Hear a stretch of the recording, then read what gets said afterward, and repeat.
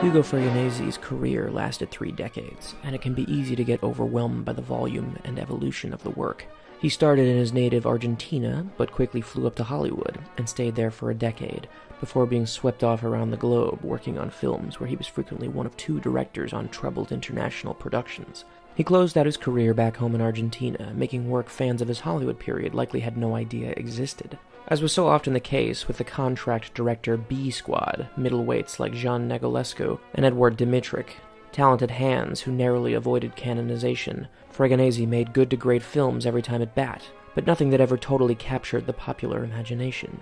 His 50s period yielded one very fine film after another, generally sturdy genre exercises checkered with winning grammatical ideas, quietly revolutionary philosophical and moral ones, or both. Just look at his 1954 off-western, The Raid. Start! Halt! 2 o'clock, check! Report! East wall, all's well! Main gate, all's well! West wall, all's well! Fort! Park! Van Heflin and Lee Marvin are Confederates who escaped from a POW camp in New York with plans for revenge against the Yankee Nation. Heflin reinvents himself as a merchant with designs on a little town with a big bank. Marvin and his crew hide out in a barn outside of town while Heflin ingratiates himself with the locals in order to figure out the best plan of attack. Things get nice and thorny as the film wears on. Heflin wants to stick it to a Union officer in town and finds a good avenue at an auction right before the 3rd act. The hatred lurking under his calm surface suddenly comes to a boil. What am I bid for Johnny Reb's tatters? $10. 10? $15. Oh, come now, my friends. Surely this symbol of Union prowess is worth much more. $20. Thank you, Captain Foster. 25. 25. Be careful, he might sell it to you. 26. 26. 7. 27. 28. I am bid 28. $30. He'll let him buy it. It means more to him than you. 31. 35. Mr. Swayze is bid 35. Leo, he can't afford any more. It's very important to him. 36. 36. 40. I am bid 40. 40. Captain Foster? No, thank you, Reverend.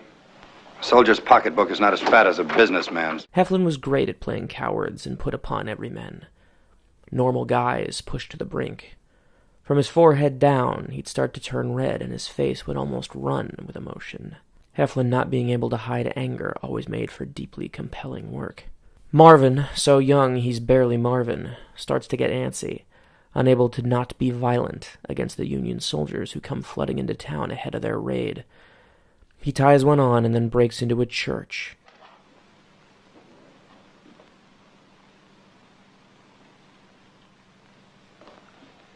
My sermon today will be on a subject very close to all of us.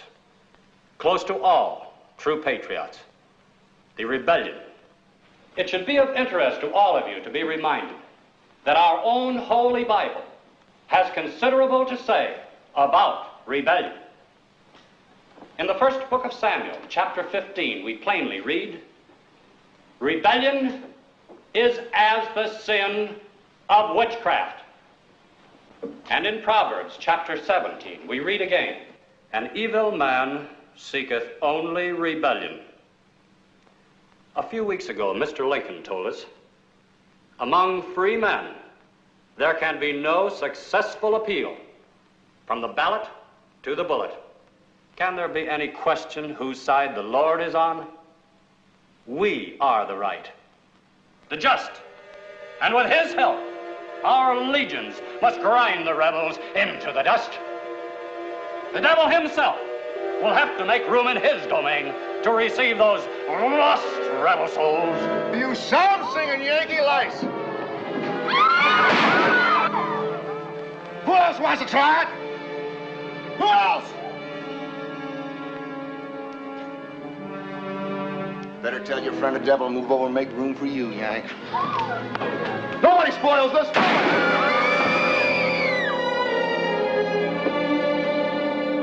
Heflin having to give these thankful people a brush off is also a terrific touch. He's unable to handle that he saved their lives and killed one of his own guys, who, what's worse, was asking for it.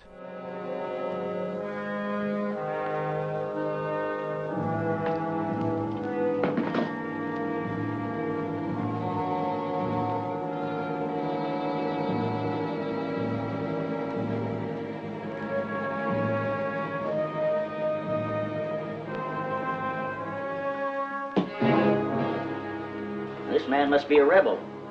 Anybody know him? Do you have any friends in town? He checked into the L&B Hotel with another man. Well, let's pick him up. Wonderful thing you did, Brother Swayze. Anything me or my family can ever do for you. You're as big a hero as my dad was, isn't he, Mom? Yes, Larry, he is. Hey, Wrinkles, you see that quick draw? Boy! Good Lord, guided you. The best scene of the film, however, when Heflin can't help but reckon with who he is inside, wound up mirroring a story I read the day I watched this movie. It was about conservatives in red hats needing a safe space from the people who give them a hard time for having hateful politics in public. They need a place they can hate without judgment from others, in what has to be the single most offensively ironic piece of current affairs transpiring in America, and the list is long and varied. In the film, Heflin finally gets his raid in order, and puts his Confederate dress uniform on for what we imagine is the first time since long before he was captured. And it's a fraught thing, like a tattoo of his prejudices he can't hide anymore. Immediately, a little kid sees him, and he has to hide. It's just such beautiful irony, the sort of which we still haven't managed to yet get quit. People want to be able to be proud of their miserable prejudice, their losing team uniform, but they know that people are immediately wary or frightened of their awful politics when they put on the uniform, no matter what color it is.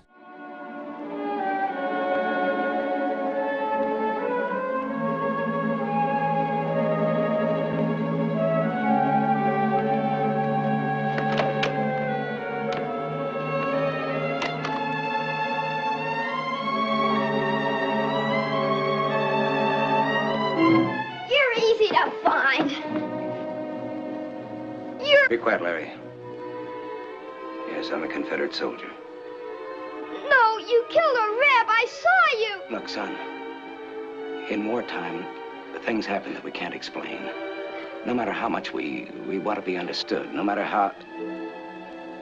Well, soldiers sometimes have to do things they don't want to do. You're a spy. No, not really.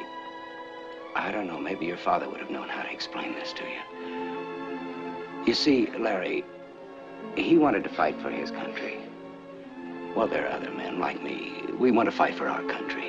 You're a spy, a dirty spy! Stop that. Now listen to me. I want you to stay in this house. Stay away from the square. No matter how much noise or shooting there is, don't leave this house. Stay close to your mother. Keep her inside. Is Larry with you? Mom! Mom! The lowly, depressive Union officer gets the only applause in the film when he holds off the Confederates for as long as he can.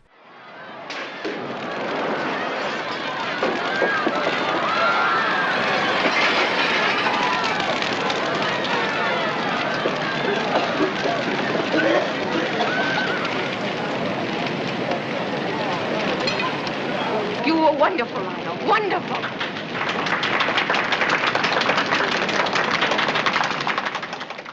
And then Heflin has to sacrifice his shot with the woman who cares about him, and all for his lost cause, riding into the unknown with other Confederates while triumphant music plays.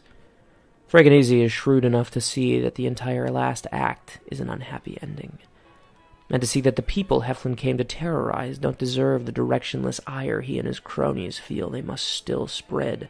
But the movie shows the way hatred makes you a solitary figure, unable to be reached by logic or emotion, and for that alone the triumphant music is richly warranted. Fregonese slipped a pretty radical message into what looks like an ordinary Western heist film, if one replete with bountiful ideas about sound and image, and the way the latter can move and sing like the former. But he left an essential and useful truth in there. Maybe he knew we'd always need a movie like this, or maybe he knew us well enough to know that we don't change easy.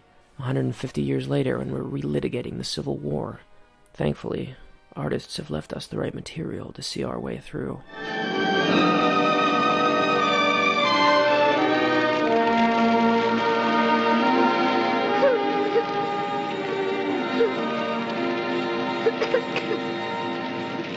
If they burned down St. Albans, would you understand why it had to be done?